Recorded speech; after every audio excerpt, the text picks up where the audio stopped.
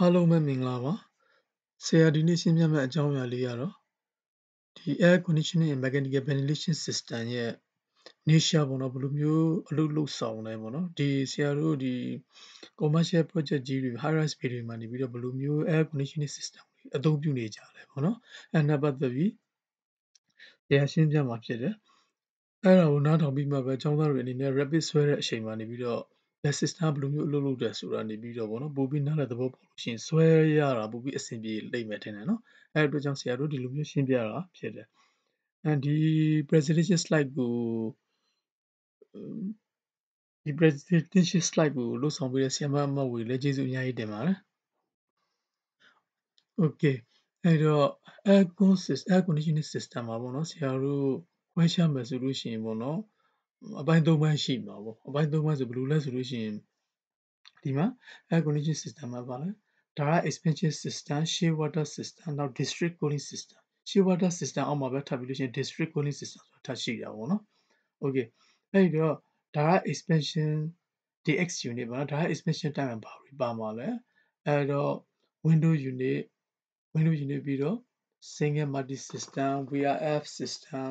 solar beacon driving ဒါတွေပေါ့နော်နောက် shear water မှာ air ကူးရှိလား water ကူးရှိလားပါမယ်နောက်ပြီးကြလို့ရှိရင် district cooling system ဆိုတာပါမယ်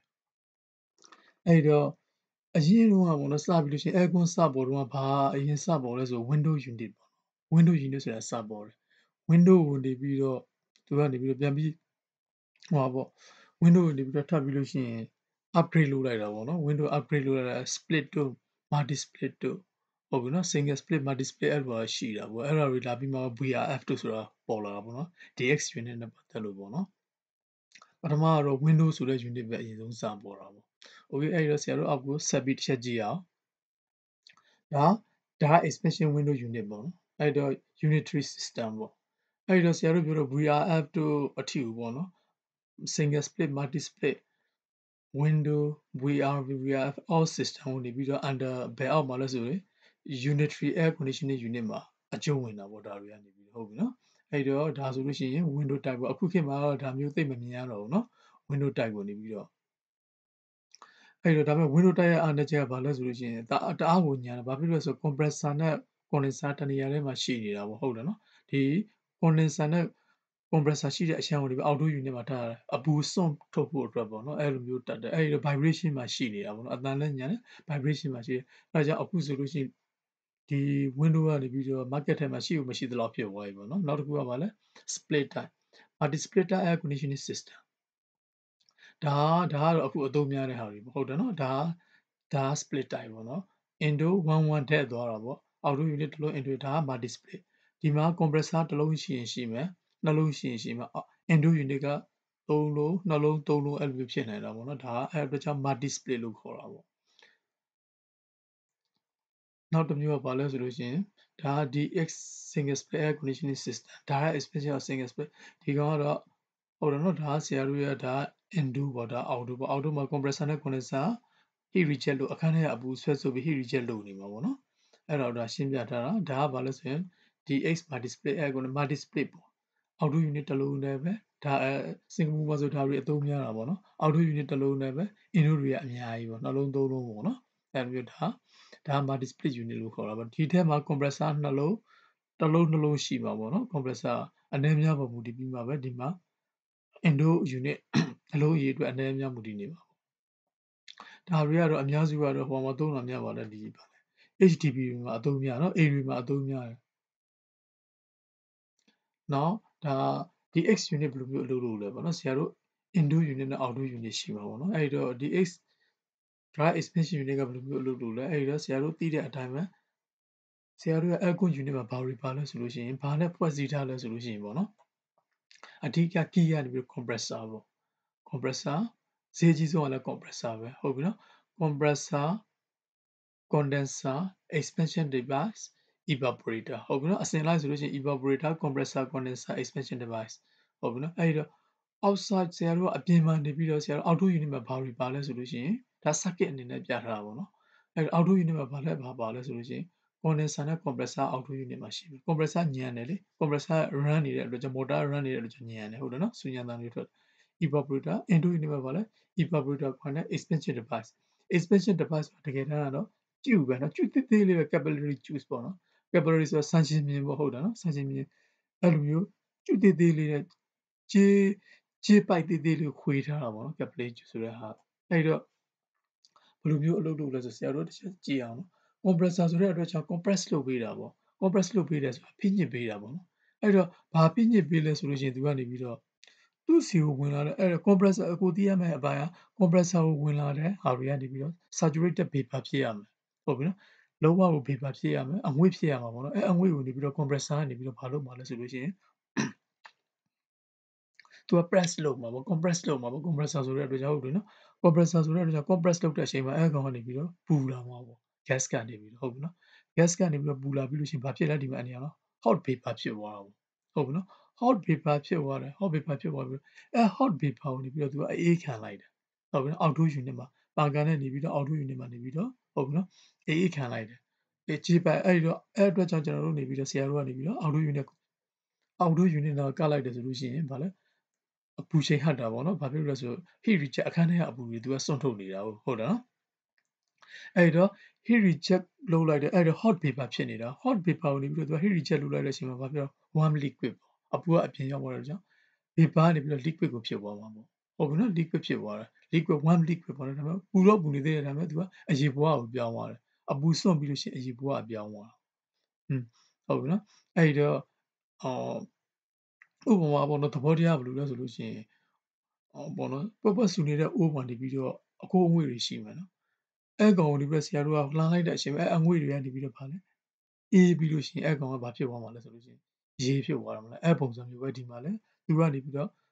heat သူကအပူကိုစွန့်ထုတ်ပြီးလို့ရှိရင်အေးသွားတဲ့အတွက်ကြောင့်သူက warm liquid ဖြစ်သွားတာပေါ့ဒါပေမဲ့နည်းနည်းတော့နွေးနေသေးတယ်အဲ့တော့အဲ့ဒါကိုနေပြီးတော့ဘာထပ်လုပ်မှာလဲဆိုအဲ့တော့အောက်ထိုး unit မှာပါဝင်တဲ့အစိတ်ပိုင်းကြီးနှစ်ခုကလုပ်တဲ့ဟာပြီးသွားပြီပေါ့နော်အဲ့ဒါနဲ့သူကအတွင်းကိုပြန်အောင်လာ expansion valve ဆိုတာဆရာစောစောပြောသလို capillary tube ပေါ့နော် throttling process ဆိုတာသိလားမသိဘူး throttling process ဆိုဘာလဲဆိုလို့ရှိရင်ဆရာတို့က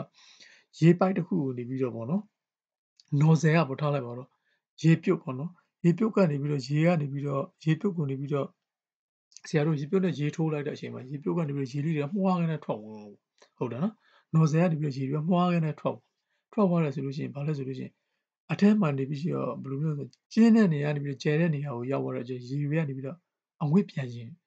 ြန်သွားတော့တာပေါ့နော်သူအမှုန်မွှားလေးတွေဖြစ်ပြီးအငွေ့ပြန်သွားသူရဲ့ air capillary tube ရဲ့ပုံစံအဲ့လိုမျိုးလို့ဒါဘာ air process ကိုဘာလို့ခေါ်လဲဆိုလို့ရှိရင် throttling process လို့ကျင်းတဲ့နေရာကနေပြီးရုတ်တရက်ကျဲအောင်လုပ်လိုက်တာပေါ့နော်အဲ့ဒါ throttling process လို့ခေါ်တယ်အဲ့တော့ expansion valve ရဲ့တာဝန်က expansion valve ရဲ့တာဝန်က throttling process ကိုသူကလုပ်ပေးတာသူကအဲ့မှာစောစောဖြစ်နေတဲ့ warm liquid ကိုနေပြီးတော့သူကအဲ capillary tube လေးကနေပြီးတော့ပွားရင်းနဲ့နေပြီးတော့သူကဘာလုပ်သွားမှာလဲဆိုလို့ရှိရင်ကျယ်တဲ့နေရာအဝကျယ်တဲ့နေရာကိုရောက်အောင်လုပ်ပေးလိုက်တာပေါ့နော်ဒီအပိုင်းကိုရောက်အောင်လုပ်အဲ့အချိန်မှာနေပြီးတော့သူကဘာဖြစ်သွားမလဲ cold mist ဖြစ်သွားတာပေါ့သူကအေးပြီးလို့ရှိရင်ဘာဖြစ်သွားမလဲဆိုလို့ရှိရင်သူကငွေ့ရည်ပေါ့နော်ငွေ့ရည်ဖြစ်သွားအေးတဲ့ငွေ့ရည်ဖြစ်သွား expansion valve မှာနေ expansion valve ထွက်တယ်ဆိုလို့ရှိရင်သူကအေးတဲ့ငွေ့ရည်ဖြစ်သွားတယ်အေးတဲ့ငွေ့ရည်ကနေပြီးတော့ဟုတ်ပြီနော်ငွေ့ရည်ရအေးတဲ့ငွေ့ရည်ဟာနေပြီးတော့သူကပြောမယ်ဆိုလို့ရှိရင်သူကအငွေ့တအားပြောင်းနေပြီဒါပေမဲ့သူကအပူချိန်နည်းနည်းလိုအပ်တယ်အပူချိန်နည်းနည်းလေးရတာနဲ့နေပြီးတော့သူကအငွေ့ဘဝကိုသူကပြောင်းတော့မှာငွေ့ရည်ဘဝကနေအငွေ့ဘဝကိုပြောင်းအဲ့ဒီတော့အငွေ့ဘဝအပြည့်အဝရဖို့အတွက်သူကအခန်းထဲကရှိနေတယ် evaporator coil ပေါ့နော်အခန်းထဲမှာရှိနေတယ်အပူချိန်ကိုသူကစုပ်ပြီးလို့ရှိရင်သူကအငွေ့ဘဝကိုလုံးဝပြောင်းလိုက်တယ်ပြောင်းပြီးမှပဲဗာလဲအဲ့တော့အငွေ့ဘဝပြောင်းဖို့အတွက်အခန်းထဲကအပူကိုစုပ်တယ်အဲ့အတွက်ကြောင့်အခန်းထဲမှာအေးတယ်ဆိုပြီးတော့ဆရာတို့ကခံစားရတာပေါ့နော်အဲ့တော့အဲ့ဒါနေပြီးမှဘယ်ရောက်သွားမှာလဲအငွေ့ကနေပြီးမှပဲဆရာတို့က saturated vapor ဖြစ်သွားတာပေါ့ saturated vapor ပြီးလို့ရှိရင် compressor နဲ့ပြောင်းမယ် one circuit ဖြစ်သွားတယ်အဲ့အတိုင်းပဲဆရာတို့က circulation လုပ်နေတာပေါ့နော်အဲ့တော့သိချတဲ့အချက်ကနေပြီးတော့ room temperature ကဘယ်လောက်လဲပေါ့နော် room temperature က human comfort zone အတွက် room temperature 24-25 degree Celsius RH relative humidity က50 to 60ပေါ့နော်အဲ့တခုကတော့သိထားသင့်တာပေါ့နော် okay နောက်တစ်ခုကဘာလဲဆိုလို့ရှိရင်အဲ့တော့ဒါ refrigerant circuit ပေါ့ဆရာတို့အိမ်တွေမှာသုံးနေတယ်အဲကွန်းတွေဘယ်လိုလုပ်လဲဆိုလို့ရှိရင်ဒီ circuit အတိုင်းပဲအလုပ်လုပ်တယ်ဆရာစောစောပြောတဲ့ဒီထက် gas ကဘာလဲဆိုလို့ရှိရင်ဆရာတို့ R22 တို့ 134A တို့အဲဒီထဲမှာရှိတဲ့ gas တွေပေါ့အဲကွန်း gas တွေပေါ့နော်အဲကွန်းမှာအသုံးပြုတဲ့ gas တွေပေါ့အဲ့ဒါတွေသုံးမှာပေါ့နော်တခြား gas တွေလည်းရှိသေးတာပေါ့နော်အများကြီးပဲ Okay နောက်တစ်ခုက VRV VRF air conditioning system အဲ့တော့ VRV VRF ဘာလို့ဖြစ်နေလဲဆို VRV variable refrigerant volume variable refrigerant flow နှစ်ခုလုံးကအတူတူပဲတယောက်ကနေပြီးတော့ VRF ကို VRF ဆိုတဲ့လူကနေပြီးတော့အရင် VRV ဆိုတဲ့လူကနေပြီးတော့အရင်ဒီစနစ်ကိုသူကစပြီးတော့ထွင်လိုက်တာပေါ့နော်ထွင်ပြီးလို့ရှိရင်နောက်တစ်ယောက်ကနေပြီးတော့သူကမူပိုင်ခွင့်ယူလိုက်တော့ VRV ဆိုပြီးတော့မူပိုင်ခွင့်ယူလိုက်တဲ့အတွက်ကြောင့်နောက်တစ်ယောက်က VRV လို့သုံးလို့မရတော့ဘူးသူပစ္စည်းထုတ်လိုက်ချင် VRF လို့ပဲထုတ်ရတော့ပေါ့နော်အဲ့အတွက်ကြောင့် VRV နဲ့ VRF ဆိုပြီးတော့ကိုကအမှန်တကယ်လှုပ်ဆောင်ချက်သဘောတရားအကုန်လုံးကနေအတူတူပဲ VRV ရဲ့ VRF variable refrigerant volume variable refrigerant flow ဟုတ်ပြီနော်အဲ့တော့ similar to split type or air conditioning the refrigerant flow is very using inverter control variable speed compressor to respond အဲ့တော့ဆရာတို့ကနေပြီးတော့ဘာကိုအသုံးပြုပြီးလို့ရှိရင် refrigerant control လုပ်လဲဆိုလို့ရှိရင်ဒီထဲမှာ inverter ပါတယ်ဟုတ်ပြီနော် inverter အဲ့ကောင်ကနေပြီးတော့ compressor ကိုနေပြီးတော့အဲ့တော့ဒါပေါ့ဒီမှာနေပြီးတော့ auto unit ကတစ်လုံးပဲ auto unit ကဒီမှာ indo unit FC တွေကအများကြီးဖြစ်နေတစ်လုံးကိုသုံးတယ်ဆိုလို့ရှိရင်လည်း compressor လဲရမှာနှလုံးသုံးလို့လဲရမှာဟုတ်ပြီနော်အဲ့တော့တစ်လုံးနည်းနည်းလေးသုံးလို့ရှိရင်လည်းလဲလို့ရအောင်သူက inverter ကနေပြီးတော့ control လုပ်ပေးတာပေါ့နော်ဒီ compressor speed ကိုနေပြီးတော့သူ refrigerant တို့အောက်တလောက်ကိုလုပ်ပေးတာပေါ့အဲ့အတွက်ကြောင့်နေပြီးတော့ဆရာတို့က variable ပြောင်းလဲလို့ရပါဘောနော် refrigerant flow ကိုပြောင်းလဲလို့ရတယ်လို့ပြောတာပေါ့ဟုတ်ပြီနော်အထက်မှာရှိတဲ့ဓာတ်ငွေ့ရဲ့ flow ကိုနေပြီးတော့ဆရာတို့ကထိန်းချုပ်လို့ရတဲ့အတွက်ကြောင့် VRV စနစ်ကိုဆရာတို့က VRV လို့ခေါ်တာပေါ့နော်ဟုတ်ပြီနောက် VRV can operate at ပတ်လို့ပြောပြီးတော့နော်ပတ်လို့ make up water အဲ့တော့ shea water လူမျိုးတခြားဘယ်လိုပြောမလဲ make up water လို့ shea water ဘာမှမလို့ဘူးနော် total pipeline from outdoor unit to indoor unit can be maximum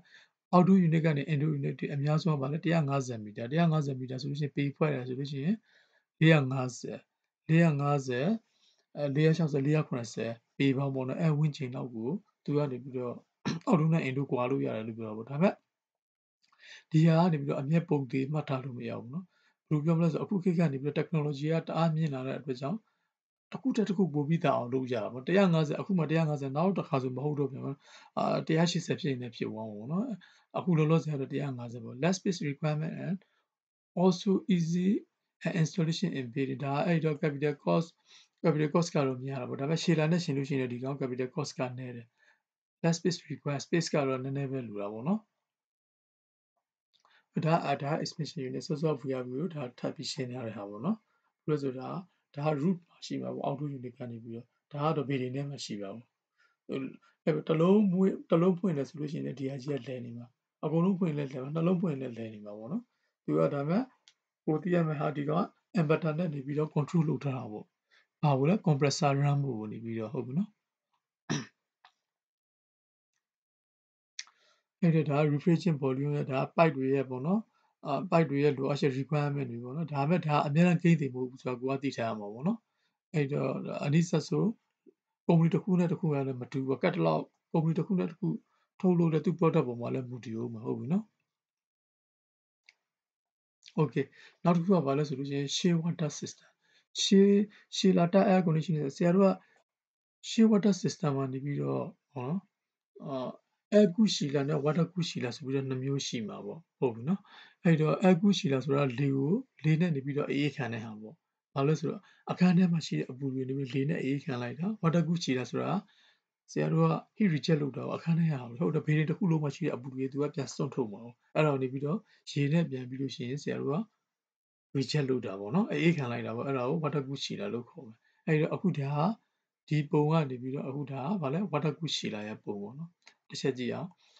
ဒါမှာ chiller ရှိမယ် cooling tower ရှိမယ်ဟုတ်ပြီနော်ဒါကဗာလဲဆိုလို့ရှိရင်ဒါ issue ပေါ့ shea water circuit ပေါ့နော်အဲ့တော့ chiller cooling tower ဒါကဘေးတွေထဲမှာရှိမယ်ဟာပေါ့နော်ဒါကအဲ့တော့ chiller ကနေပြီးတော့ shea water တွေကိုနေပြီး shea water တွေထုတ်ပေးနေတာပေါ့ပြောရမယ်ဆိုလို့ရှိရင်အဲ့တော့ shea water တွေကိုနေပြီးတော့သူက shea water ပန်းကနေပြီးတော့စုပ်ပြီးလို့ရှိရင်ဘေးတွေမှာရှိတဲ့ဟုတ်ပြီလေအေးပေးနေတဲ့ set တွေကိုပြောရမယ်ဆိုဘာတွေလဲဆိုလို့ရှိရင် air handling unit လို့ခေါ်တယ် AHU ရဲ့ Vanguard unit လို့ခေါ်တဲ့ FCU ရဲ့အဲ့ဒီခုကိုသူကနေပြီးတော့သွားပြီးလို့ရှိရင်ဘာလို့လဲရေတွေကိုအေးနေတဲ့ရေတွေပေါ့နော် shea water ဘယ်လောက် degree celsius 6 to 7 degree celsius အခုဆိုလို့ရှိရင်ဘာလဲ5အဲ့လောက်ထိကိုရှိတယ်နော်5 degree celsius အထိကိုရှာပေးနိုင်တာအေးဒါပေမဲ့ သူကဘာလဲအနေဆုံးကိုရှာပစ်တယ်လေဆက်ရ performance ကောင်းတယ်စက်ကပို့ပြီးဈေးကြီးတယ်ပေါ့နော်အဲ့တော့ shear water ကိုနေပြီးတော့ဗာလား AHU တို့ FC တို့ coin တွေပါတယ်မဟုတ်လား cooling coin တို့လေအိမ်မှာဆိုလို့ရှိရင်ဆရာတို့အထက်မှာ refrigeration ရှိတယ်သူက shear တို့ဘာလို့ shear က shear water သုံးတဲ့အတွက်ကြောင့်သူက coin ထဲမှာအေးနေတဲ့ရေတွေဖြတ်သွားတာပေါ့ပြီးမှပဲပြန်ပြီးလို့ရှိရင်ဘာလဲ return shear water return ပြန်ပြီးသွားတယ်ဘယ်ကိုသွားလဲ shear ကိုသွားတယ်အဲ့တော့ shear မှာနေပြီးစောစောက6 to 12လို့ထားလိုက်ပါတော့အဲ့တော့သူကနေပြီးတော့ temperature ဘယ်လောက်လဲ difference က6ပေါ့နော်6နဲ့12ကိုကြည့်မယ်ဆို6ပေါ့အဲ့တော့6ဆိုလို့ရှိရင်6ရက်6ကိုသူကပြန်ပြီးဖယ်ရှားပေးရမှာပေါ့ဟုတ်ဘူးနော်6ဆိုတဲ့ temperature ကိုနေပြီးတော့ delta T က6ဖြစ်တော့6ကိုဖယ်ရှားပေးရမယ်ဖယ်ရှားပေးလိုက်တဲ့6 temperature ဒီကိုရောက်သွားတာပေါ့ဟုတ်ဘူးနော်ဘေးတွေမှာရှိတဲ့ heat တွေကိုနေပြီးတော့ဒီကိုပြန်ပြီးစိုးလိုက်တယ်ဘယ်မှာလဲအဲ့တော့ဒီမှာပေါ့ဒီ cooling tower ပေါ့နော် cooling tower မှာရှိဒါ cooling tower မှာပြန်စုပ်မယ်အဲ့တော့ဒီကအပူနေပြီးတော့ cooling tower ကပြန်စုပ်ဒီ cooling tower မှာ condenser water စုပ်တယ်စုပ်ပြီးမှပဲ cooling tower မှာအေးခံတာပေါ့ဟုတ်ပြီနော်ရေနဲ့ဖြန်းပြီးလို့ရှိရင်အေးခံတယ်ခံပြီးမှပဲပြန်ပြီးလို့ရှိရင်ရေတွေကပြန်လာတာပေါ့ဒါပေမဲ့ဒီ shear water နဲ့ condenser water ကပတ်သက်မှုမရှိဘူးပေါ့နော်ဒီနှစ်ခုမှနေပြီးတော့ heat exchanger အနေနဲ့ပဲသုံးပြီးလို့ရှိရင်အလုပ်လုပ်တာ shear water circuit ကဆရာတို့ပြောမယ်ဆိုလို့ရှိရင် shear water circuit က close type condenser water ကနေပြီးတော့ open type ဟုတ်ပြီနော်အဲ့တော့အထက်မှာနေပြီးတော့နောက် circuit လူတစ်ခုပါတယ်အဲ့တော့ဆရာတို့သိထားမယ့်ဟာ shear water system ကိုလေ့လာမယ်ဆိုလို့ရှိရင်ဆရာတို့ကနေပြီးတော့ဒီဘောနော် water cool system မှာဆိုလို့ရှိရင်ပြောမယ်ဆိုရင်ဆရာတို့ circuit 3ခုရှိမယ်ဒီကောင်က shear water circuit ဒီ shear အတွင်းထဲမှာရှိတဲ့ဟာဗာလဲ refrigeration circuit ဆိုတာတခုကြီးဒီကောင် condenser water circuit okay အဲ့တော့ဆရာတို့အချက်ကြည့်အောင်နော်အဲ့ဒါလေးနည်းနည်းဟောလေးသိသွားအောင်ပေါ့ okay okay ဒါပေါ့နော်ဒါဆိုလို့ရှိရင်ဆရာတို့ bearing တစ်ခုရဲ့ bearing တစ်ခုပေါ့နော်ဒါထားလိုက်ပါတော့ဒါ bearing တစ်ခုကိုဆရာတို့ကစောစောကပြောတယ် shear water system water cool shear water system နဲ့ဆရာတို့ကပေးမှာပေါ့ဒါ bearing မှာရှိတဲ့ office tower ပဲထားပါတော့ဒီ office tower မှာရှိတဲ့ FCU တွေပေါ့နော်ဒီ FCU က coin တွေဒီ shear water တွေနဲ့ဆရာတို့ကအေးခံမှာပေါ့ဟုတ်ပြီနော်အေးရေအေးပေးမှာပေါ့အဲ့တော့ fan ကနေပြီးတော့ဖြတ်ပြီးလို့မောင်းတယ်ဆိုလို့ရှိရင်လေအေးတွေထွက်လာအောင်ပေါ့အေး coin okay အဲ့တော့ဆရာတို့ပြောနေတာ shear ပေါ့ okay အဲ့ဆိုဒါ shear ပေါ့နော် shear ထဲမှာဆရာတို့ကနေပြီးတော့ပြန်ပြီး diagram နဲ့ပြန်ဆွဲမှာဆို shear ထဲမှာဒီလိုမျိုးရှိမှာ condenser ရှိမယ် compressor ရှိမယ် evaporator ရှိမယ် expansion valve ရှိမယ်ဆရာတို့စောစောက bearing တွေကထွက်လာတဲ့ဟုတ်ပြီနော်ဒါ shear water supply စောစောကဆရာတို့ထားလိုက်ပါတော့ဒီမှာ6.7ဆိုတဲ့ degree celsius ရှိတဲ့ shear water ဒါအေးနေတဲ့ရေ bearing ထဲမှာနေပြီးတော့ဆရာတို့ပေးလိုက်တယ်ဟုတ်ပြီနော် bearing ထဲမှာပေးပြီးမှပြန်ထွက်လာတဲ့ရေကဘယ်လောက်လဲ12.2 degree celsius ဆို5.5ပေါ့နော် delta T ကနေ5.5နဲ့သူကပြန်ပြီး delta 5.5ပေါ့အဲ့တော့17.2 degree celsius နဲ့သူကပြန်ထွက်လာတယ်ဟုတ်ပြီနော်ထွက်လာပြီးလို့ရှိရင်ဒီထဲပြန်ရောက်လာတယ်အဲ့တော့အဲ့ရေကိုဒီပြီးတော့သူကပြန်ပြီးစုပ်ယူมาလဲဆိုလို့ရှိရင်ဒီမှာရှီလာထဲမှာရှိတဲ့ evaporator ကွာကနေပြီးတော့ပြန်ပြီးစုပ်တယ်စုပ်ပြီးမှပဲသူကနေပြီးတော့ဘယ်ကိုပြန်ပို့မှာလဲသူက condenser ဘက်အချမ်းမှာနေပြီးတော့ heat reject ပြန်လုပ်တာပေါ့ဟုတ်ပြီနော်အဲ့တော့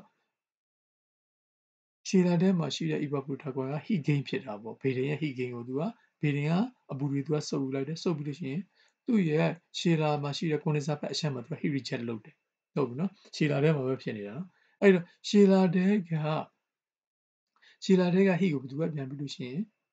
absorb လုပ်မှာလဲရှီလာ heat ကိုနေပြီးတော့ cooling tower က absorb လုပ်ပါမယ်ဟုတ်ပြီနော်အဲ့တော့ cooling tower မှာ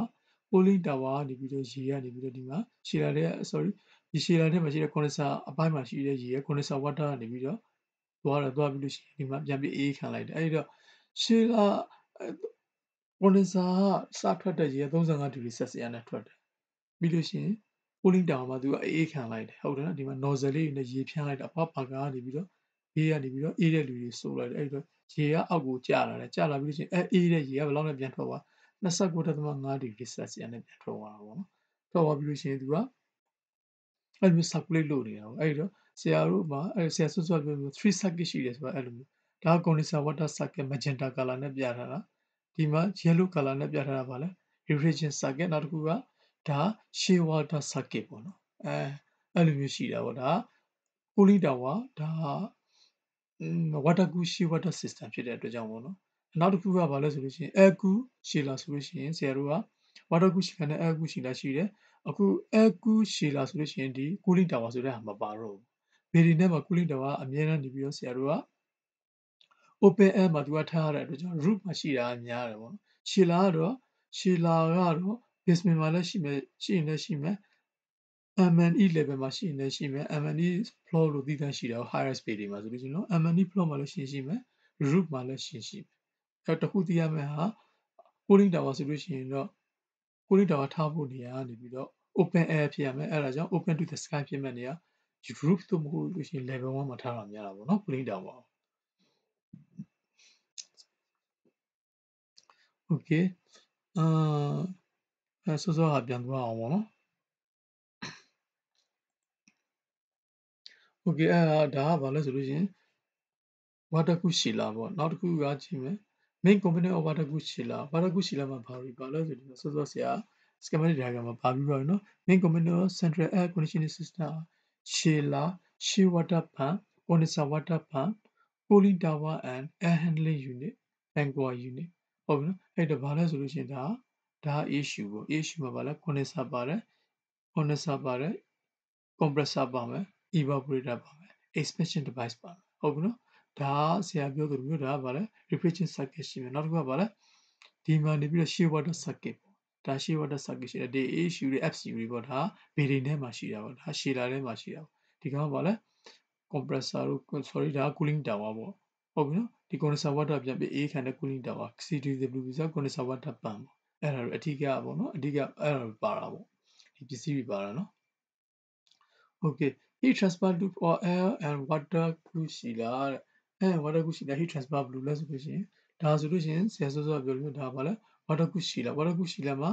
အခန်းထဲက AHU တွေဘာလို့ထွက်လာဗေဒင်ကထွက်လာတဲ့အပူတွေကိုဘာလဲရှည်လာကနေပြီးတော့စုပ်ယူလိုက်တယ်ရှည်လာ evaporator က heat absorb လုပ်တာ heat gain ဖြစ်တာပေါ့နော်ပြီးလို့ရှိရင် heat reject ဘာမှလုပ်လဲရှည်လာက condenser မှာ heat reject လုပ်တယ်အဲ့ဒီဒီနေရာမှာရှည်လာက heat reject လုပ်ပြီးတော့ cooling tower က heat gain ဖြစ်တာဟုတ်ပြီနော်ဒီမှာ heat gain ဖြစ်တယ် heat gain ဖြစ်ပြီးလို့ရှိရင် cooling tower မှာအပြင်မှာဒီမှာ heat reject ပြန်လုပ်လိုက်လေထဲမှာ heat reject လုပ်လိုက်တာဟုတ်ပြီနော်အဲ့တော့ဒါ3 second နောက်တစ်ခုကဒီမှာဆိုလို့ရှိရင်ဒါ air cool chiller မှာဆရာစောစောပြော cooling tower ဆိုတာမပါဘူးသူမှာ circuit တစ်ခုပဲပါတယ်ဗါလဲshear water circuit ရယ်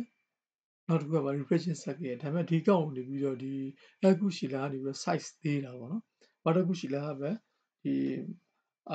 turn hour ပေါ့နော်ဒီ capacity ကြီးတဲ့ဟာတွေ water cool chiller သုံးတယ် water cool တုံသိမ့်လို့ဆိုလို့ရှိရင်တော့ air cool chiller ပဲသုံးကြတယ်နော်အဲ့တော့ air cool chiller မှာသူကအေးခံတဲ့ဟာဘာလဲ heat reject ကိုဘာမှလုပ်လဲဆိုလေထဲမှာပဲတခါလဲလုပ်လိုက်တယ်ဒီမှာ condenser မှာပဲတခါလဲလုပ်လိုက်ဒီမှာ condenser မှာပါရေနဲ့လုပ်တာပေါ့ cooling tower နဲ့ဒီမှာ condenser ကဘာနဲ့လုပ်လဲလေနဲ့ပဲလုပ်လိုက်ဟုတ်ပြီနော်အဲ့တော့ air cool and water cool chiller ဒါကဘာလဲဒါ air cool chiller မှာ condensing unit တွေအပေါ်မှာတခါလဲပါတယ်လေဟုတ်တယ်မလား water cool chiller မှာဘာလဲ water cool chiller မှာဘာပါမှာလဲ cooling tower ဆိုတာပါမှာပေါ့နော် cooling tower ဆိုတဲ့ဟာပါမှာဒီလိုမျိုး cooling tower ပါမှာနော်ဒါပဲပုံစံကိုသူကရှင်းပြတာပေါ့နော်ဘယ်လိုမျိုး physically site မှာဘယ်လိုမျိုးမြင်ရမှာလဲဆိုတာအဲ့လိုမျိုးမြင်ရမှာပေါ့နော် overall system air distribution system ဆရာတို့ဒါဆိုလို့ရှိရင်ဘယ်လိုပြောမလဲဒါဆိုလို့ရှိရင်ဆရာတို့ air con မှာလေ့လာတယ်ဆိုလို့ရှိရင်ပေါ့နော်ဒီ centralized shear water system မှာဆိုလို့ရှိရင်ဘယ်လိုပြောမလဲဆိုသူအပိုင်းနှစ်ပိုင်းရှိတယ်တစ်ပိုင်းကဘာလဲဆိုလို့ရှိရင် shear water circuit အပိုင်း shear water distribution system အပိုင်းနောက်တစ်ခုကဘာလဲ air distribution system ပါအခုဒါကနေပြီးတော့ဆရာတို့ air distribution system ပေါ့ဟုတ်နော် shear water distribution မှာဆိုရှည်လာတို့ပါမှာပေါ့ပန့်တွေပါမယ် shear water pipe တွေပါမယ် air distribution မှာပါတယ် AHU တို့ပါမယ် AHU FCU ပါမယ် water cool package တွေအဲ့မှာပါလဲ ducting တွေပါမှာပေါ့ air diffuser တွေပါမှာပေါ့ wavy box တွေပါမှာပေါ့ဟုတ်ပြီနော်အဲ့တော့တစ်ချက်ကြည့်ဒီဟာဆိုလို့ရှိရင်ဘာလဲဆို air distribution AHU ဒါ AHU ပဲ air handling unit ဟုတ်ပြီနော်ဆရာတို့လေထုတ်ပေးတဲ့ဟာနဲ့အေးတဲ့လေထုတ်ပေးတဲ့ဟာနှစ်မျိုးသုံးမျိုးပဲရှိမယ်နော် equipment တွေဘာလဲဆိုလို့ရှိရင် water cool pack sorry ဒီဟုတ်တယ် water cool package unit ဆိုတဲ့ unit လေးရှိမယ်နောက်တစ်ခုကဘာလဲ AHU ရှိမယ် air handling unit ဆိုတာရှိမယ် FCU fan coil unit ဆိုတာရှိမှာပေါ့ဟုတ်ပြီအဲ့တော့ဒါက AHU ပေါ့နော် return air ကဝင်တယ် return air ဘေဒီတဲကပေါ့နော် return air ကဝင်လာတာပေါ့နော်ဒါ outside air ကဝင်တယ်ဒီထက်မှာဒီ panel box ထဲမှာ mixing လုပ်မှာပေါ့ outside air နဲ့ return air က mixing လုပ်မယ် mixing လုပ်ပြီးလို့ရှိရင်ဘာလဲ coil ကိုဖြတ်အောင်အေးတဲ့ coil ကိုဖြတ်မယ်ဘယ်လိုကမှုတ်လိုက်တော့အေးတဲ့ coil ကိုဖြတ်မယ် ပြတ်ပြီးမှပဲဒီ panel box ကပါလဲအခန်းထဲကို supply လုပ်ပါ supply air duct ကနေပြီးတော့ဟုတ်တယ်နော်ဒီမှာအဲ့တော့ဘယ်လောက်လဲ15 degree Celsius နဲ့လုပ်ပါ return ကဘယ်လောက်နဲ့ပြန်ပြီးဝင်လာလဲ return ကနေပြီးတော့ 12.2 တဲ့ဟုတ်နော်ဟောဒါ sorry ရှိဖို့ဒါ return air က25 degree Celsius ပေါ့နော်25 degree Celsius နဲ့ပြန်ဝင်တယ်ဒါရှိဖို့တော့ပြောတော့နော်အဲ့တော့ diffuser ပေါ့အဲ့ diffuser လေးပြီးဒီကလေးပြီး A က15 degree Celsius ရှိတဲ့လေးပြီးပြန်ပြီးလို့ရှိရင်အဲ့တော့ဒါကပါလဲ rigid ဟုတ်နော် steam meter supply air ဓာတ်မှန်နေပြီးတော့ supply air ဓာတ်မှာ rigid ဓာတ်ရှိမှာ flexible ဓာတ်ရှိမှာဟုတ်ပြီနော် okay နောက်တစ်ခုက dot distribution system okay အဲ့တော့တစ်ချက်ကြည့်အောင်ဆရာတို့ကဒါဓာတ်ပေါ့နော်ဒါစီလင်ရဲ့ဒါစီလင်ပြီနော်စီလင်ရဲ့အပေါ်မှာရှိနေတယ်ဆရာတို့စီလင်ရဲ့အပေါ်မှာဒါကဘာလဲဒါဓာတ်ပေါ့ဟုတ်တယ်နော်ဒါ state ဓာတ်တွေပေါ့အဲ့ဓာတ်ပုံမှာဘာလဲဆိုလို့ရှိရင်ဒီမှာဒါဆိုလို့ရှိရင်ဒါကဘာလဲဒါ diffuser ပေါ့ဒါ flexible ဓာတ်ဒါ rigid ဓာတ်ဟုတ်ကဲ့ rigid ဓာတ် rigid state ဒီဘာလို့လဲ GI ဓာတ်လည်းဖြစ်ဖြစ် state ဓာတ်လည်းဖြစ်ဖြစ်မှာပေါ့နော်ပြီးတော့ flexible ဓာတ်နဲ့သူလိုတဲ့နေရာကိုပြန်ပြီးလို့ရှိရင်ဘာလို့ပါလဲအဲကို distribute လုပ်မှာပေါ့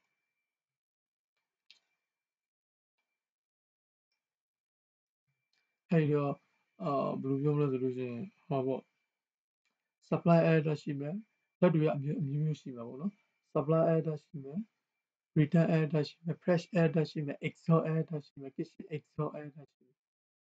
အဲ့တော့ pre-cool air ဓာတ်ရှိမယ်အဲ့ဒီဓာတ်တွေကတော့အမျိုးရှိလိမ့်မယ်ဟုတ်ပြီနော်ဒါ air handling unit ရဲ့ဖွဲ့စည်းပုံပေါ့နော်ကိုယ့်အကိုပြန်ပြီးတော့ချက်ကြည့်လိုက်နော်ဆရာ slide ကိုပေးတဲ့အချိန်မှာနောက်တာ FCU Penqua unit ဒါဆို ceiling suspended type ပေါ့နော် ceiling suspended ဆို ceiling ရဲ့အောက်မှာရှိနေတာပေါ့ဟုတ်ပြီနော်အဲ ceiling ရဲ့အောက်မှာ ceiling မှာရှိတ်ထားတာပေါ့ပြောရအောင်ဆိုအဲဒီ ceiling ဒါ ceiling ducted type ဒီကောင်ဆို ceiling ရဲ့အထဲမှာရှိနေတာ ceiling casing type ဒါ very general very common နော်နေရာတိုင်းမှာဒါအမြင်တယ်ဒါ wall mounted ဒါအိမ်တွေမှာဆရာတို့သုံးတာဒါ floor standing တချို့ကဒါတချို့အိမ်တွေမှာအသုံးတယ်တချို့က temporary အထူးဖြင့်ပြတိုက်တို့ဘာလို့မှာသုံးတာပေါ့နော်။ဘာဖြစ်လို့လဲဆိုလို့ရှိရင်ပြတိုက်တို့ဘာလို့ကနေပြီးတော့ရှေးအောင်အဆောက်အဦတွေ preserve building ဖြစ်တဲ့အတွက်ကြောင့် heritage building preserve building ပေါ့အဲ့လိုမျိုး building တွေဖြစ်လာလို့ရှိရင်အဲ့ building တွေမှာသွားပြီးတန်ရိုက်တာတို့ dream ဖောက်တာတို့လုပ်လို့မရဘူး။အဲ့တော့သူက aircon သုံးမယ်ဆိုလို့ရှိရင် floor standing type ပဲတခါတော့သုံးပေါ့။ဘာမှ dream လည်းဖောက်เสียမလို့တော့ဘူးနော်။အဲ့အတွက်ကြောင့်ဆရာတို့ကဒီအဲ့လိုမျိုးနေရာတွေအခြေအနေမျိုးမှာဆိုလို့ရှိရင်ဆရာတို့ floor standing type ကိုသုံးကြတာများတာနော်။နောက်တစ်ခုက mechanical ventilation အတွက်ဆို fan ပေါ့ဘယ်မှာအဓိကပါရှိမှာလဲ centrifugal fan ရှိမယ် exhaust air fan ဟိုဒါအခြေခံကြပြောမှာဆိုလို့ရှိရင်နောက်ပိုင်းကျအခုရ ceiling box fan တို့ဘာလဲ propeller fan တို့ fan တွေကတော့အများကြီးပဲဒါအများဆုံးသုံးတဲ့ fan တစ်ခုသူပေါ်ပြထားတာအဲဒီတော့ exhaust air fan ဆိုတာဘာလဲဝင်ရိုးအတိုင်းဝင်ပြီးဝင်ရိုးအတိုင်းထွက်သွားတဲ့ exhaust air fan ပေါ့နော်နောက်တစ်ခုကဘာလဲ centrifugal fan ဆိုတာဘာလဲဝင်ရိုးကဝင်တယ်ပြီးလို့ရှိရင်ဝင်ရိုးကနေပြီးတော့သူကဝင်ရိုးက90 degree ပြန်ပြီးဖြာထွက်သွားတာပေါ့နော်ဗဟိုပြုပြီးဘေးကိုဖြာထွက်သွားတာပေါ့အဲ့အတွက်ကြောင့်နေပြီးတော့ဘာဖြစ်လဲဘာလို့ခေါ်လဲ centrifugal fan လို့ခေါ်တာပေါ့နော်နေတော့ impeller ဆရာတို့ကအရွက်ပေါ့နော်အရွက်ကိုနေပြီးတော့ impeller လို့ခေါ်တာပေါ့အဲ့လိုခေါ်မယ် motor ရှိမယ် motor နေပြီးတော့ fan ရဲ့ဒလက်ကိုလည်မှာပေါ့နော်ဒါ ice ပေါ့နော် impeller ice ဒီကောင်ကဘာလဲ silencer silencer ပဲ silencer ကိုဆရာတို့ attenuator လို့လည်းခေါ်မယ် align silencer ဒီကောင် splitter sound attenuator ဒါအဲ့လို silencer မှာလည်းသူအမျိုးမျိုးရှိမှာပေါ့နော်သူရဲ့ project requirement အရ silencer ကအမျိုးမျိုးရှိမယ်ဟုတ်ပြီအဲ့တော့ဆရာတို့ AHU ရော AHU ရော FCU ရောပေါ့နော်ပြောပါဆိုလို့ရှိရင်ဒီ FCU ဆိုလို့ရှိရင် capacity ကြီးလာတဲ့ FCU တွေ AHU တွေပြီးလို့ရှိရင်ဆရာတို့ဒီ fan တွေမှာပေါ့နော်သူက noise တွေကတအားထွက်လာတာပေါ့သူကနေပြီးတော့ဘာဖြစ်လို့လဲဆို capacity ကြီးလာတယ်ဆို noise ကလေကိုထုတ်ပြီးတော့ noise ကတအားကိုဆူညံအဲ့ဒီတော့ဆရာတို့ဆူညံတာပျောက်ဖို့အတွက် fan ရဲ့အထွက်မှာနေပြီးတော့ဆရာတို့ကဗာလဲဒီ silencer တွေထည့်ပေးရတာပေါ့နော် silencer ထည့်ပေးပြီးမှပဲဆရာတို့က fan ကနေပြီးတော့ဘာဖြစ်မှာလဲအတန်းညံမှာအတန်းညံတဲ့ဟာကိုနေပြီးတော့ပျောက်သွားမှာပေါ့နော် okay ဒါကဘာလဲဆိုလို့ရှိရင်ဆရာတို့ register လို့လည်း grade and register ပေါ့နော် register လို့လည်းခေါ်တယ်ဒီကောင် grade လို့လည်းခေါ်မယ်အဲ့တော့ဘာလဲဆိုလို့ရှိရင်diffuser လို့လည်းခေါ်မှာပေါ့နော်အမျိုးမျိုးခေါ်ကြတာပဲပေါ့နော်အဲ့တော့ဒီဟာကနေပြီးတော့လေထွက်ပေါက်ကိုပြောရမှာဆိုလို့ရှိရင်ဆရာတို့ aircon ကို distribute လုပ် aircon ပဲဖြစ်ဖြစ် fresh air ပဲဖြစ်ဖြစ်ဆရာတို့ကနေပြီးတော့ mechanical ventilation မှာဆိုလို့ရှိရင် fresh air နဲ့ exhaust air ပေါ့နော် aircon မှာဆိုလို့ရှိရင် supply air နဲ့ return air ပေါ့အဲ့ဒါကိုပေးဖို့အတွက်ဆရာတို့ကဒီဟာကိုနေပြီးအခန်းထဲတူလေတွေဖြန့်ပြဖို့အတွက် ဒီ grade ကိုဆရာတို့အသုံးပြုတာပေါ့ grade မှာလည်းနေပြီးတော့ architect preference ပေါ့နော် architect ကဘယ်လိုမျိုး grade ကိုသုံးနေလဲဆိုလို့ရှိရင် architect ရဲ့ preference အတိုင်းဆရာတို့က select လုပ်ပေးရတာဟုတ်ပြီအဲ့တော့ဒါ grade ကနေပြီးတော့ grade အမျိုးမျိုးရှိတယ်အဆောက်အဦကိုလိုက်တဲ့နေရာဒေသကိုလိုက်ပြီးလို့ရှိရင်ဆရာတို့ grade အမျိုးမျိုးကိုအသုံးပြုကြမှာပေါ့နော်ဒါဘာလို့ခေါ်လဲဆို linear bar grade လို့ခေါ်တယ်ဒါ accurate type ဒီ accurate type ကနေပြီးတော့ဒီကောင်ဆိုလို့ရှိရင်ဘာလဲ pressure loss နည်းတာပေါ့နော်ဒီ linear bar grade တို့ accurate type တို့ pressure loss ကတအားနည်းတဲ့အတိုင်းပဲရုပ်ဆိုးတယ်ဘာဖြစ်လို့လဲအတွင်းတော့ဒါမြင်နေရတယ်ဟုတ်ပြီနော်အဲ့အတွက်ကြောင့်နောက်တစ်ခုကဘာလဲ single and double deflection deflection grade နောက်တစ်ခုကဘာလဲ fixed looper ဒါ grade ဒါ exhaust air တွေဆိုလို့ရှိရင်ဆရာတို့ဒါနဲ့သုံးလာများနော် grade fix အဲ့ဒါ exhaust လို့ဘာလို့ဒါနဲ့ပဲသုံးနောက်တစ်ခုကဘာလဲ weatherproof building ရဲ့အပြင်မှာနေပြီးတော့ဆရာတို့ကပေါ့နော်fresh air looper ဖြစ်ဖြစ် exhaust air looper ဖြစ်ဖြစ်အဲ့လိုမျိုးသုံးတယ်ဆိုလို့ရှိရင် building ရဲ့ဖာဆက်မှာပေါ့နော် building ရဲ့မျက်နှာပြင်မှာသုံးတယ်ဆိုလို့ရှိရင်ဆရာတို့ကဘာလဲ weatherproof ကိုသုံးရတာပေါ့ weatherproof complete with insect screen ပေါ့နော်အပြင်ကပိုးတွေမဝင်လာနိုင်ဘူးဒီမှာနောက်မှ insect screen ပါရတာပေါ့ဟုတ်ပြီနော်ဒါ single double deflection ဆိုတာဒီမှာ blade လေးတွေကတွေ့တာမသိဘူး cross ဖြစ်နေတစ်ခုက horizontal နောက်တစ်ခုက down အဲ့နှစ်ခုလုံးကိုနေပြီးတော့ဆရာတို့ကကစားလို့ရတယ်လိုအပ်တဲ့လေ direction ကိုနေပြီးတော့ဆရာတို့ကလိုအပ်တဲ့ပုံစံပြောင်းလဲအောင်ပေါ့နော်ဒီက blade လေးတွေနေပြီးဆရာတို့ကနေပြီးတော့ဒီကောင်လေးတွေကစားလို့ရတာပေါ့နော်အဲ့လိုကြောင့် double deflection လို့ပြောတာဒါ ceiling diffuser ဒီကောင် square grade ဒါ round diffuser ပေါ့နော် ceiling မှာဆရာတို့သုံးတာပေါ့ဒီဟာရော ceiling မှာပြောဒါလည်း ceiling မှာသုံးဒါတွေဆို ceiling မှာသုံးတာပေါ့ဒါလည်း ceiling မှာသုံးလို့ရတယ်ဒါလည်းသုံးတယ်ဒါလည်းသုံးတာပဲเนาะ ceiling မှာသုံးတာကတော့ ceiling diffuser ceiling diffuser ဒီကောင် air con တွေမှာပေါ့နော် return air လည်းသုံးတယ် return air grade အနေနဲ့လည်းသုံးတယ် supply အနေနဲ့လည်းသုံးတယ် round ရှိမယ် square ရှိမယ်ဒါလည်း architect preference ပဲ architect ကအဝိုင်းသုံးဆိုဆရာတို့အဝိုင်းသုံးမယ် square သုံးဆို square သုံးရမှာပေါ့နော်ဒါ linear slot air diffuser slot air linear slot air diffuser ဘာလဲဆိုလို့ရှိရင်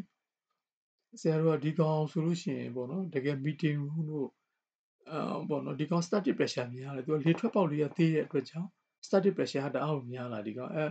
ဒါပေမဲ့သူကနေပြီးတော့ပေါ့နော် ceiling တို့ဘာလို့ဆရာတို့ကဒီလိုမျိုးဟာကြီးတွေသုံးလိုက်တယ်ဆိုလို့ရှိရင်ပြူးပြူးပြက်ပြက်နဲ့ဆရာတို့ကအကုန်လုံးမြင်နေရမှာသူတို့ရဲ့ architect ရဲ့ ceiling ရဲ့အလှပပျက်စီးစေတာပေါ့အဲ့ဒါကြောင့်သူတို့ကဒီဟာကိုသိမသုံးရင်ရဘူးဘာသုံးလဲဆိုလို့ရှိရင်တကယ် meeting room တို့ပေါ့နော် lobby တို့အဲ့လိုမျိုးပေါ့နော် front office လိုမျိုးနေရာပြီဆိုလို့ရှိရင်သူတို့ကဗာလဲ linear air diffuser ကိုသုံးတာပေါ့နော်ဒီဒါ linear air diffuser ပေါ့ slot linear air diffuser ဒါဆို2 slot 3 slot ရှိဒါဆို single slot ပေါ့1 slot ဒါဆို2 slot ပေါ့အပေါက်2ပေါက်ရှိတာပေါ့နော်ဒီဟာကိုဆရာတို့ကဘာလို့ခေါ်လဲဆို panel box လို့ခေါ်မယ်ဒီမှာဆရာတို့ flexible တက်နဲ့လာ join ပါဒါ column ပေါ့နော် flexible တက်နဲ့လာလေကနေပြီးတော့စောစောပြောတဲ့ supply air ဓာတ် main ဓာတ်ကနေပြီးမှပဲ flexible ဓာတ်ကိုရောက်မယ် flexible ဓာတ်ကမှနေပါလဲ panel box ကိုရောက် panel box ကမှ slot air diffuser တဲ့ရောက်ပြီးမှဆိုတော့အခန်းထဲရောက်မှာပေါ့နော် okay ဒါ slot air diffuser ဒါ accessory ဖြစ်တဲ့ဘာလဲဆိုလို့ရှိရင် non return damper ဒါ damper ပေါ့နော် damper ဆိုတာဘာလဲဆိုလို့ရှိရင်ဟောပေါ့ damper ရဲ့သဘောက gate bar လိုမျိုးရေမှာဆိုလို့ရှိရင်ဆရာတို့ gate bar ပေါ့နော် isolation bar ပေါ့အခု damper ကလည်းအဲ့လိုမျိုးပဲဟောတယ် volume control damper သူက volume အနည်းအများကိုသူကရှိန်ပေးလို့ရတာပေါ့လေဥပမာဆရာရဲ့ FCU ကနေပြီးတော့ပေါ့နော် FCU ရဲ့ capacity ကနေပြီးတော့ပေါ့နော်1500 cm ရှိတယ်ဆရာအခန်းထဲမှာနေပြီးတော့1000ပဲလို့လဲဆိုလို့ရှိရင် damper နဲ့ဆရာ1000 adjust လုပ်တယ်ဆိုရင်လေတွေကနေပြီးတော့ဒီဟာကနေပြီးတော့ဆရာလှက်ဒီကောင်လှက်လိုက်တယ်ဆိုရင်ဒီ blade တွေကပေါ့နော်အကုန်ကစားလို့ရတာဒီဟာနေပြီးတော့ဟုတ်ပြီနော်အဲ့တော့လေအနည်းအများအဝင်အထွက်လို့လည်းဆရာတို့ကအသုံးအောင်ပါလဲ oh sorry ဒီကောင်အကောင် motorized damper ဟုတ်ပြီနော်ဒါ non return damper sorry non return damper ကနေပြီးတော့ဆရာတို့ back flow ပေါ့ဆရာတို့ check bar နဲ့အတူတူပဲ non return damper ဟုတ်ပြီနော် non return damper check bar နဲ့အတူတူပဲဆိုဘယ်လိုလဲဆိုလို့ရှိရင်သူကနေပြီးတော့လေကိုနေပြီးတော့ back flow ပေါ့နော်ဥပမာ toilet ကနေ exhaust လို့ဘာလို့ပါဆရာတို့သုံးမှာပေါ့ toilet air ကိုနေပြီးတော့ဆရာတို့အပြင်ကိုစွန့်ထုတ်လိုက်တာပေါ့နော်အဲ့တော့လေကပြန်ပြီးလို့ရှိရင် back flow ပြန်မဝင်လာနိုင်ဘူးပေါ့အဲ့လိုမျိုးနေရာတွေဆရာတို့သုံးတာဟုတ်ပြီနော် non return damper ဘာနဲ့တူလဲဆိုရေမှာဆိုလို့ရှိရင် check bar နဲ့တူတယ်ဟုတ်ပြီနော် check bar back flow ကိုကောက်ပြီးရအောင်ဒါကဘာလဲဆိုတော့ damper volume control damper ဒါ volume control ဆရာစောစောပြောတာ volume control damper စောစောပြောလို့မျိုးပဲ FCU ကနေပြီးတော့1500 FCC လို့ရှိတယ်ဆရာ1000ပဲလိုချင်တယ် volume control damper နဲ့ဆရာလေရဲ့ volume ကိုဆရာ CMH ကိုထိန်းလိုက်တာပေါ့ဟုတ်ပြီနော်အဲ့ဆို1000ပဲဆရာယူမယ် ရတယ်ဒီကောင် control လုပ်ပြီးတော့အဲ့တော့ဆရာ BMS control နဲ့နေပြီးတော့လူကအဲ့လိုမျိုးမဟုတ်ဘူးသူကလူအနေများပေါ်လူမူတည်ပြီးမှ fresh air ကနေပြီးတော့ပေါ့နော်အနေများကိုဆရာတို့ supply လုပ်ရမယ်အခန်းထဲမှာနေပြီးတော့ occupancy ကိုလိုက်ပြီးလို့ရှိရင် occupancy ကလည်းအများအားပြောင်းနေအဲ့အတွက်ကြောင့်ဆရာတို့ကလိုတယ်ဆိုလို့ရှိရင် BMS နဲ့ link လုပ်ဖို့အတွက်ဆက်သွယ်ဖို့အတွက်ဒီကောင်က motorized damper သုံးရတော့တာဟုတ်ပြီနော်အဲ့တော့ auto တော့အလုပ်လုပ်တော့မှာပေါ့နော်ဒီကောင်က butterfly volume control damper ဒါလည်း volume control damper တစ်မျိုးပဲเนาะ butterfly type ဒါ pressure release damper တချို့ဟာတွေမှာဆိုလို့ရှိရင် pressure တွေကအရင်ဥပမာ staircase pressurization system တို့ဘာလို့ဆို pressure အရင်များတာပေါ့နော်အဲ့တော့ pressure အရင်များတယ်ဆိုလို့ရှိရင်သူသတ်မှတ်ထားတဲ့ pressure ထက်ပေါ့နော်သူသတ်မှတ်ထားတဲ့ pressure ထက်များလာပြီဆိုလို့ရှိရင်တကားတို့ဘာလို့ဖွင့်လို့မရတာတို့ဘာလို့ဖြစ်လာနိုင်တာပေါ့နော်အဲ့လိုမျိုးအခြေအနေမျိုးဆိုသူသတ်မှတ်ထားတဲ့ pressure ထက်ကျော်လာပြီဆိုလို့ရှိရင်ဒီဟာဖွင့်ပေးမှာပေါ့ဟုတ်နော်အဲ့တော့အဲ့ကောင်က pressure release damper ပေါ့အဲ့ဓာတ်ကိုနေပြီးတော့အပေါက်ကိုဖွင့်ပေးလိုက်တာပေါ့လေတွေကနည်းနည်းလျော့သွားတာပေါ့ဒီကောင်ကပြန်ပေးသတ်မှတ်ထားတဲ့ pressure ရောက်တယ်ဆိုဒီကောင်ကပြန်ပေးသွားတာပေါ့အဲ့ကောင်က pressure release damper နောက်တစ်ခုက fire damper ဘာလဲဆိုလို့ရှိရင်ဘာလဲဆိုလို့ဆရာတို့အခန်းတစ်ခန်းကနေတစ်ခန်းကိုမီးမကူအောင်ပေါ့ဒါအခန်းပေါ့နော်ဟိုဘက်အခန်းနဲ့ဒီဘက်အခန်းဟိုဘက်အခန်းကနေပြီးတော့ဒီဘက်အခန်းမီးမကူအောင်ပေါ့ဓာတ်တွေမှနေပြီးတော့ဆရာတို့ကဓာတ်တစ်ချောင်းကနေပြီးတော့အခန်းတွေအများကြီးဖြတ်သွားနိုင်တာပေါ့ဒါပေမဲ့ fire compartment အခန်းကိုရောက်သွားပြီဆိုလို့ရှိရင်အခန်းကနေ fire compartment လုပ်ထားတာလေfire compartment လုပ်ထားအခန်းမီးမလောင်နိုင်အောင်ပေါ့လုပ်ထားတာပေါ့နော်မီးလောင်ခံနိုင်တဲ့အခန်းပေါ့အခန်းဆရာတို့ကဓာတ်ကလည်းမဖြစ်မနေဖြတ်သွားရတယ်တစ်ခါကြာအဲ့တော့အချိန်မျိုးမှာဓာတ်ကဆရာတို့ကဓာတ်ကတစ်စင်ဟိုဘက်အခန်းမီးလောင်လို့ဆိုမီးတွေက fire compartment အခန်းကိုမီးဘူးလာနိုင်တာပေါ့နော်အဲ့ဒါကိုရှောင်ရှားနိုင်အောင်အတွက်ဆရာတို့ကနေပြီးတော့ဗာလဲမီးလောင်တယ်ဆိုလို့ရှိရင်ဒီတင်ပါအကုန်လုံးပိတ်သွားမှာဒီ blade တွေကနေပြီးတော့ဟိုဘက်အခန်းကမီးရဒီဘက်အခန်းလာကူလို့မရတော့ဘူးအဲ့ဒါဘာလို့ခေါ်လဲဆို fire damper လို့ခေါ်တာပေါ့နော်ဒါ flexible air damper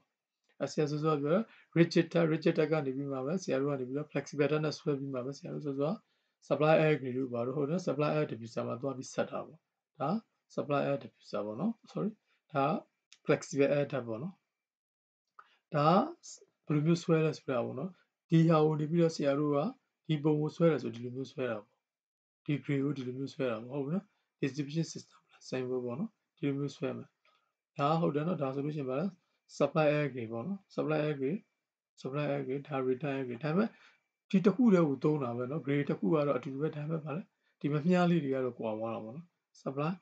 supply ဆိုလို့ရှိရင်မြားကနေပြီးတော့ဗါလဲထွက်သွားတဲ့ gray ကနေပြီးတော့ထွက်သွားတဲ့ပုံ return air ဆိုပါလေအခန်းထဲကလေတွေ gray ကစုပ်သွားတဲ့ပုံစံမျိုးပေါ့နော်အဲ့တခုကတော့ဆရာတို့မှတ်သားထားရမှာပေါ့ဒါဆိုလို့ရှိရင် distribution system plan ဆိုတာဘာလို့ဆိုရင် pipe တွေပေါ့ဓာတ်တွေပေါ့နော်ဓာတ်တွေဆွဲတဲ့အချိန်မှာဆရာတို့ဒါ positive pressure supply positive pressure ဆိုဆရာတို့ဘာလဲဆိုလို့ရှိရင် fresh air ပေါ့ supply air တို့ fresh air တို့ကနေပဲ pressure ရှိနေတဲ့ဟာအဲ့လိုမျိုးဟာဆိုလို့ရှိရင်ဆရာတို့ two stroke နဲ့ဆွဲတယ်ဟုတ်ပြီနော် cross ဖြစ်သွား two stroke နဲ့ဆွဲတယ်ဟုတ်ပြီ negative pressure ဆိုပါ exhaust ပေါ့နော်အဲ့တော့ exhaust တို့ return တို့ဆိုဆရာတို့ကဘာလဲ one stroke နဲ့ဆွဲတယ်ဟုတ်ပြီနော်အဲ့ဒါတော့သတိထားရမယ်ဒါသိရမယ်ပြီးလို့ရှိရင်ဒါကဘာလဲဒါဒီလိုဆိုလို့ရှိရင်ဒါ to above ဒါ to below ဟုတ်ပြီနော်အောက်ကိုငုပ်ဆင်းသွားတာဒါအပေါ်ထောင်တက်လာတာဒါ pipe distribution plan ဆိုင်ဖို့ဒါ down အောက်ကိုဟုတ်တယ်နော် pipe တွေဒါ up ဆရာတို့ shear water တို့ဘာလို့ဆို condensate drain pipe တို့ shear water pipe တို့ဆွဲလို့ရှိရင်ဒါလိုတာပေါ့နော်ဒါကဘာလဲဒါဓာတ်ပေါ့နော်ဒါ D ဒါ reduce T ဟုတ်ပြီနော်ဒါ T ဒါ reduce T ဒါ T ဒီလိုမျိုးဟာဒီလိုမျိုးပေါ့နော် plan မှာဆိုလို့ရှိရင်ကိုလုံးကျေးဇူးတင်ပါတယ်